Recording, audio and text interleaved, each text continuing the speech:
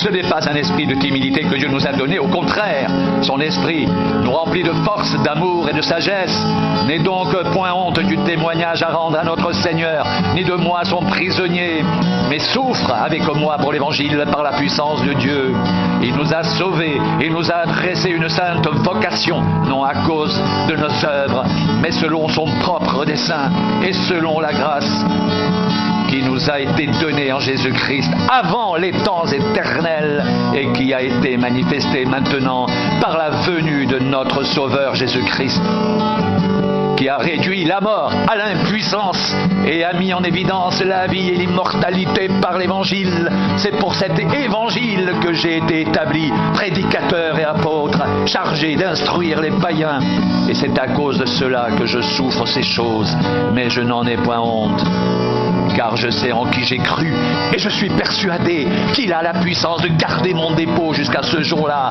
Retiens dans la foi et dans l'amour qu'est en Jésus-Christ le modèle des saines paroles que tu as reçues de moi. Garde le bon dépôt par le Saint-Esprit qui habite en nous.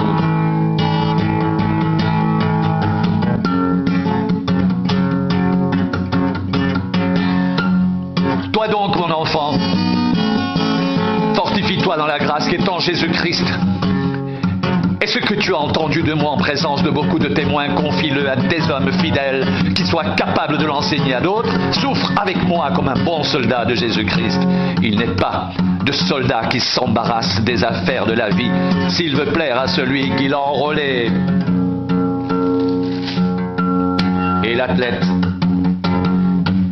n'est pas couronné s'il n'a pas combattu suivant les règles. Le laboureur qui peine doit être le premier à recueillir les fruits.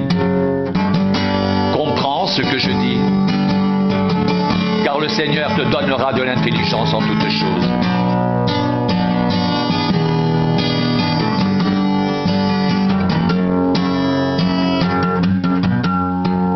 Souviens-toi de Jésus-Christ, issu de la postérité de David, ressuscité des morts, selon mon évangile pour lequel je souffre, jusqu'à être lié comme un malfaiteur. Mais la parole de Dieu n'est pas liée. C'est pourquoi je supporte tout à cause des élus, afin qu'eux aussi obtiennent le salut qui est en Jésus-Christ avec la gloire éternelle. Cette parole est certaine. Si nous sommes morts avec lui, nous vivrons aussi avec lui. Si nous persévérons, nous régnerons aussi avec lui. Si nous le renions, lui aussi nous reniera. Si nous sommes infidèles, il demeure fidèle, car il ne peut se renier lui-même. Rappelle ces choses en conjurant devant Dieu, qu'on évite les disputes de mots qui ne servent qu'à la ruine de ceux qui les écoutent. Efforce-toi de te présenter devant Dieu comme un homme éprouvé, un ouvrier qui n'a point à rougir, qui dispense droitement la parole de la vérité. Évite les discours vains et profanes, car ceux qui les tiennent avanceront toujours plus dans l'impiété et leur parole rongera comme la gangrène. De ce nombre sont Hyménée et Philette, qui se sont détournés de la vérité, disant que la résurrection est déjà arrivée et qui renverse la foi de quelques-uns. Néanmoins, le solide fondement posé par Dieu subsiste, avec ces paroles qui lui servent de sceau. Le Seigneur connaît ceux qui lui appartiennent. Et quiconque prononce le nom du Seigneur, qu'il s'éloigne de l'iniquité. Dans une grande maison, il n'y a pas seulement des vases d'or et d'argent, mais il y a aussi des vases de bois et de terre. Les uns sont des vases d'honneur et les autres sont d'un usage vil. Si donc quelqu'un se conserve pur en s'abstenant de ces choses, il sera un vase d'honneur sanctifié, utile à son maître, propre à toute bonne œuvre.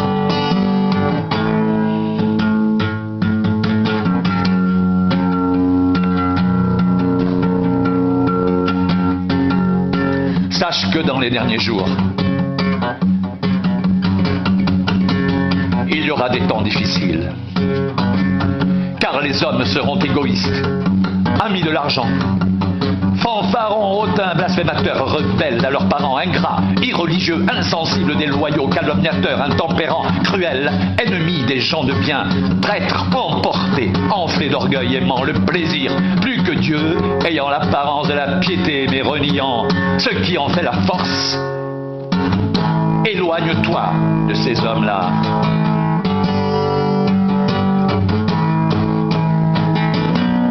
Or, tous ceux qui veulent vivre pieusement en Jésus-Christ seront persécutés.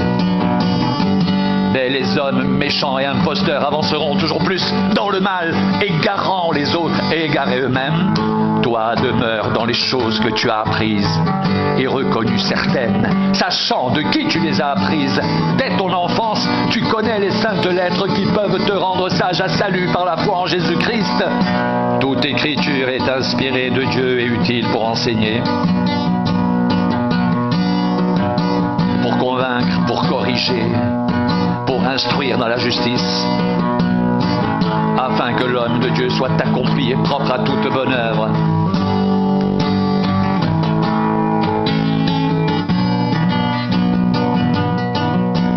Pour moi, je sers déjà de libation et le moment de mon départ approche.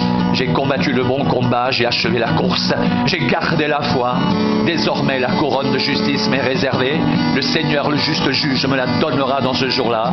Et non seulement à moi, mais encore à tous ceux qui auront aimé son avènement.